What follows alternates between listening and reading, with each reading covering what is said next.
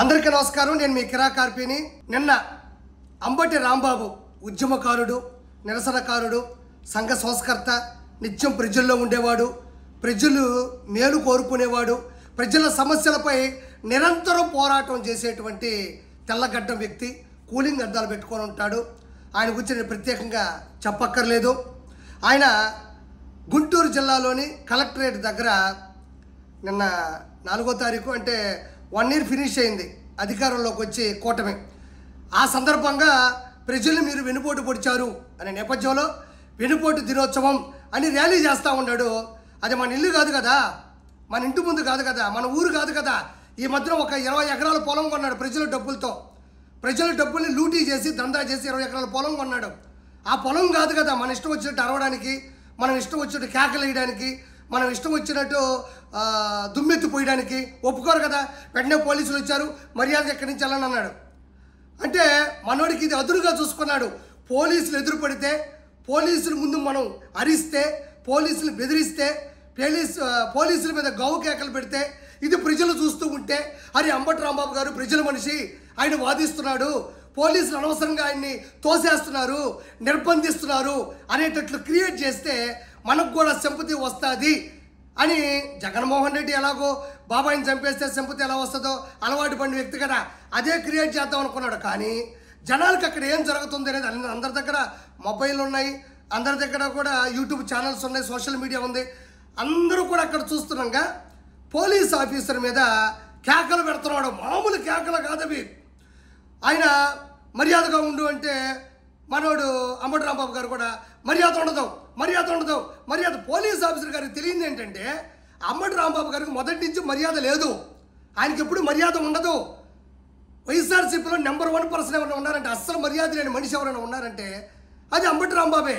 Police officer ఏమో నీకు మర్యాద ఉండదు అంటున్నాడు. మొదటి నుంచి ఆయనకి మర్యాద లేదు, ఆయనకి మర్యాద ఉండదు.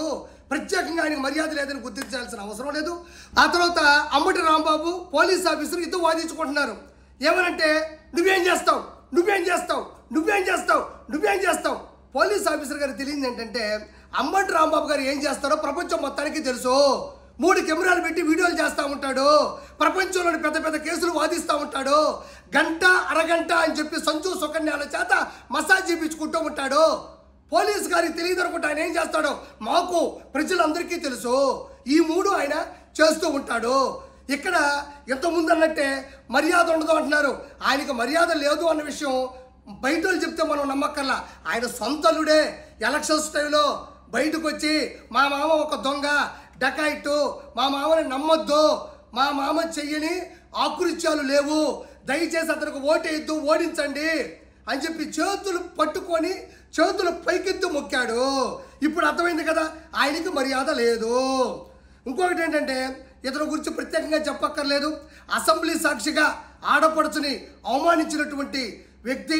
అదేవిధంగా పోలవరం సంబంధించినటువంటి అంటే ఇరిగేషన్ మినిస్టర్గా పనిచేస్తున్నప్పుడు కూడా ఒక ప్రెస్ వాళ్ళు అడిగినప్పుడు సార్ పోలవరం ఎంతవరకు వచ్చింది అంటే పోలవరం ఎవరికి అర్థం కాదు, ఎందుకంటే నాకు అర్థం కాలేదు కాబట్టి అని జోకులు వేసినటువంటి వ్యక్తి. నిజంగా అతనికి ఏ పరిస్థితి మీద ఎలాంటి ప్రణాళికల మీద పూర్తి అవగాహన లేనటువంటి పొలిటికల్ జోకర్ ఎవరైనా ఉన్నారు అంటే అది అంబటి రాంబాబు. ఈరోజు ఏదో బయటకు వచ్చేసి హడావుడి చేసేస్తాను, ర్యాలీలు చేసేస్తాను, పైకి పొంగిపోతేనో ఎవ్వరు ఇక్కడ పడరు. ప్రజలకి చంద్రబాబు నాయుడు గారి మీద పూర్తి నమ్మకం ఉంది. పింఛన్లు టైంకి అందుతున్నాయి, టిట్కో ఇల్లు వస్తున్నాయి, అన్నా క్యాంటీన్ల ద్వారా కడుపు నిండా అన్నం తింటున్నారు. అదేవిధంగా అన్నదాత సుఖీభావ కావచ్చు, తల్లికి వందనం కావచ్చు, అదేవిధంగా ఫ్రీ బస్సు కూడా అతి కొద్ది రోజుల్లోనే ప్రజలకు అందుబాటులోకి రాబోతా ఉంది. ప్రతి ఒక్కడు కూడా చంద్రబాబు నాయుడు గారు ఆచితూచి అడుగేస్తూ 14 లక్షల కోట్ల రూపాయలకు వడ్డీలు కడుతూ ప్రతి విషయం మీద సరైన స్పందనతో ప్రజలకి అందుబాటులో ఉంటున్నారు. కాబట్టి అంబటి రాంబాబు వచ్చి మాట్లాడినంత మాత్రాన ఏ ఇబ్బంది ఉండదు. ఇంకోటి అంబటి రాంబాబు అనేవాడు బెస్ట్ ఫ్రెండ్, స్నేహానికి నిలువెత్తు నిదర్శనం. ఈరోజు వల్లభనేని వంశీ లోపలికి వెళ్ళాడు, కొడాలని లోపలికి వెళ్ళాడు. అక్కడ వాళ్ళకి ఒంటరిగా ఉన్నారు, దోమలు కొడుతున్నాయి. ఏ ఒక్కరూ కూడా వాళ్ళు చూడాలనుకుంటున్నారు కానీ వాళ్ళ దగ్గరికి వెళ్ళాలనుకోవట్లేదు. కానీ అంబటి రాంబాబు అలా కాదు. పోలీసుల మీద తిరగబడితే, ఎగబడితే, అరిస్తే, దూషిస్తే లోపలేస్తారు నన్ను, వాళ్ళిద్దరితో స్నేహంగా నేను ఉండొచ్చు, వాళ్ళకి నేను తోడుగా ఉండొచ్చు అనుకోవడం, ఈ ప్రపంచంలో అంబటి రాంబాబు మాత్రమే ఆ స్నేహానికి విలువ తెలుసు. కాబట్టి అంబటి రాంబాబు అనేవాడు ఒక పొలిటికల్ జోకర్, ఒక పొలిటికల్ బ్రోకర్. అంబటి రాంబాబుని ఎవరో కూడా పూర్తిగా అవగాహన చేసుకోరు, ఎందుకంటే ఆయనకు అవగాహన ఏ విషయం మీద ఉండదు కాబట్టి. Thank you so much.